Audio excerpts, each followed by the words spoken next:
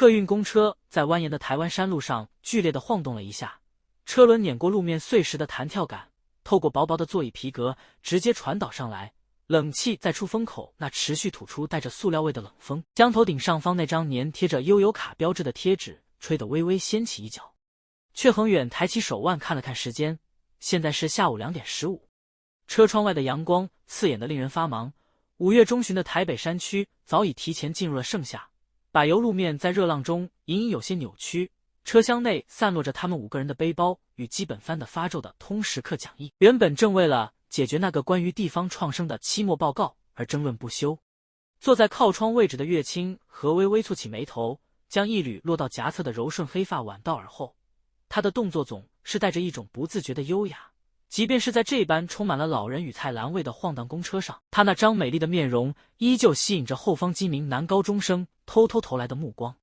恒远，你觉得如果我们把实地考察的地点定在9份，会不会太缺乏新意了？岳清河转过头，清澈的眼眸里倒映着车窗外飞逝的绿荫，他的声音细细柔柔的，像是一阵在闷热午后吹过的清风。9份的商业化太饱和了。坐在隔壁排的伊宁雪冷冷地插了一句话，她双手交叠在胸前，整个人散发出一种与这预热天气格格不休的清冷感。她那张毫无瑕疵的脸庞上没有太多表情，雪白而干净的肌肤在阳光下近乎透明。她那头笔直的黑色长发随着公车的减速微微晃动，说出来的话语就像她的眼神一样毫无温度。宁雪说的没错，老师不是说过要我们找有潜力但尚未被过度开发的聚落吗？千木鱼整个人从后排座位趴了过来，双马尾随着他的动作在空气中晃出活泼的弧度。他那双灵动的大眼睛扑闪着，白皙的手指在手机荧幕上快速滑动，指着一张的图照片。那去南头的部落怎么样？我有看到一个很有趣的编织工坊。千木语的语调里总是充满了止不住的活力，与身旁正闭目养神的岳应兰形成强烈对比。岳应兰此时正将2条长腿晃荡地架在前方的铁杆上，脑后随性扎起的单边侧马危险的野性十足。听到讨论声，他才缓缓睁开那双英气逼人的凤眼，有些慵懒地伸了个懒腰，紧身的短袖上衣随着动作勾勒出他毫无赘肉的腰线。去哪都好，只要别让我在这台破车上再晃2个小时就行，我骨头都快散了。岳应兰一边抱怨着冬天不冷，夏天却热得要命的鬼天气，一边伸手拍了拍坐在最前方的阙恒远。阙恒远有些无奈地笑了笑，身为这4位女孩包围下的唯一男性，他早已习惯了这种夹缝中求生存的日常。他常驻一张线条分明且精致的脸孔，此时正准备开口协调4人的意见，然而他的话还没来得及说出口，一声刺耳至极的气煞声毫无预警地撕裂了车厢内的宁静。公车前方的挡风玻璃外，一辆满载着砂石的巨大卡车在转弯处彻底失控，庞大的黄色车身夹带着排山倒海的气势，狠狠地朝着这辆毫不防备的客运公车迎面撞了过来。司机疯狂地踩下刹车，整辆公车在尖锐的摩擦声中剧烈甩尾，车厢内的所有行李与讲义在一瞬间漫天飞舞。恒远！岳清河的惊呼声被巨大的金属撞击声瞬间吞噬，阙恒远几乎是本能地解开安全带，整个人飞扑过去，试图用自己的身体挡在岳清河与后方3个女孩的前面。剧烈的震动伴随着玻璃碎裂的巨响，尖锐的碎片在空气中画出无数道荧光。黑暗伴随着刺鼻的机油味与令人窒息的压迫感，在眨眼间将所有人的意识彻底剥夺。没有痛苦，也没有漫长的等待。当阙恒远再度睁开眼睛时，四周的预热、噪音与血腥味已然消失得无影无踪，取而代之的是一片纯白的近乎虚幻的神殿空间，脚下是如同镜面般倒映着白光的平滑石板，四周没有墙壁，只有一根根直插云霄的白色巨柱，散发着淡淡的金色微光。这里是哪里？岳清河带着一丝惊慌的声音在空旷的神殿中回荡，他正坐在不远处的石板上，低头看着自己的双手。紧接着，伊宁雪、千木鱼与岳应兰也陆陆续续从地面上站了起来。他们惊奇地发现自己身上没有任何伤痕，甚至连原本沾染在衣服上的公车污渍都消失了。我们不是遇到车祸了吗？千木鱼有些紧张地抓住了伊宁雪的手臂，后者虽然依旧保持着冷静，但紧绷的肩膀也显露出内心的震撼。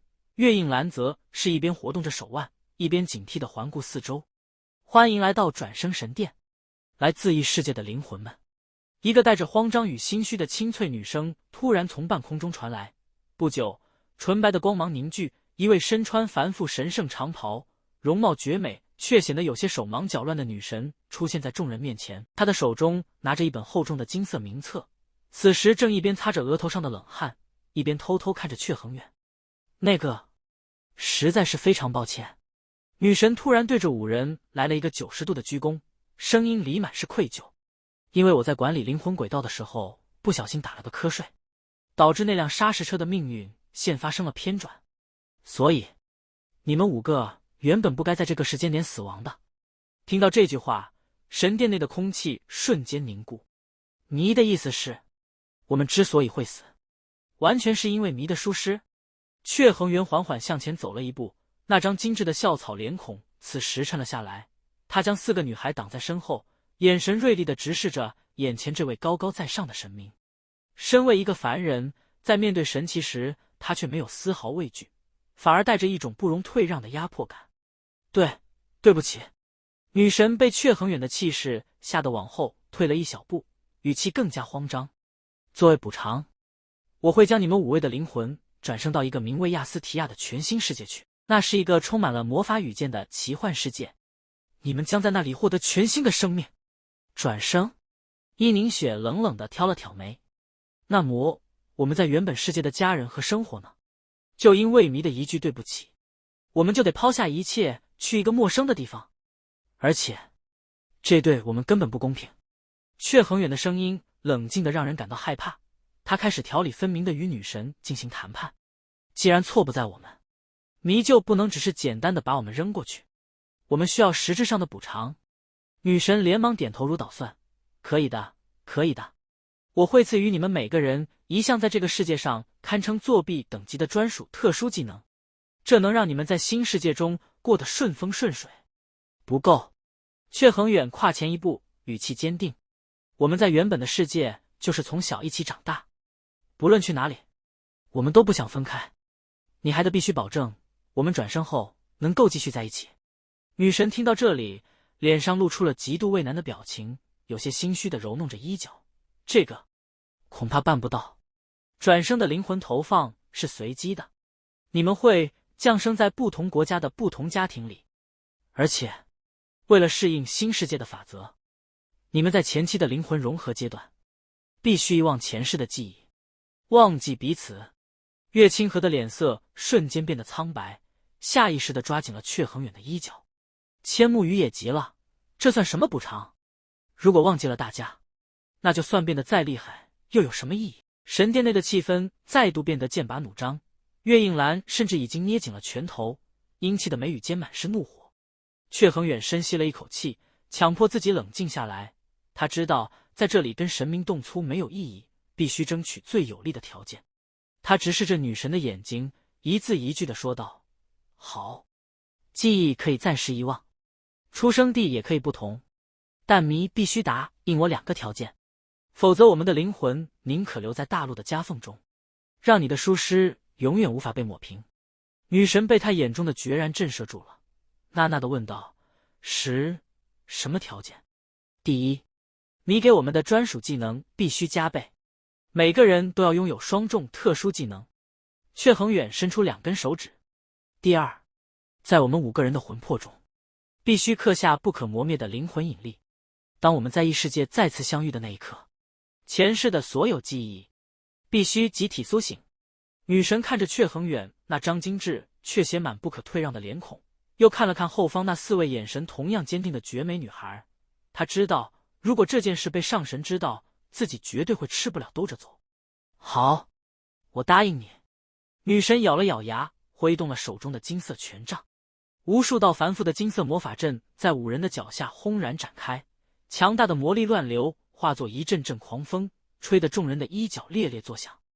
我已经将双重技能与灵魂重逢的契约刻入你们的灵魂深处。女神的声音随着光芒的扩大而显得有些遥远。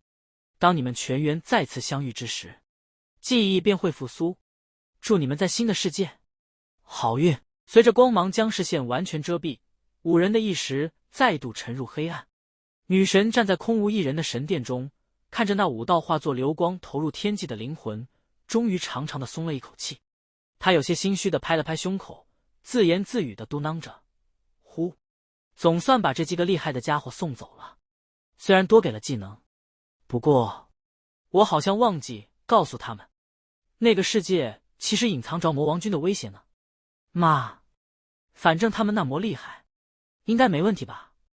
纯白的神殿再度归于寂静，而5道年轻灵魂已然穿透了世界壁垒，朝着那片充满了剑与魔法的未知大陆坠落而去。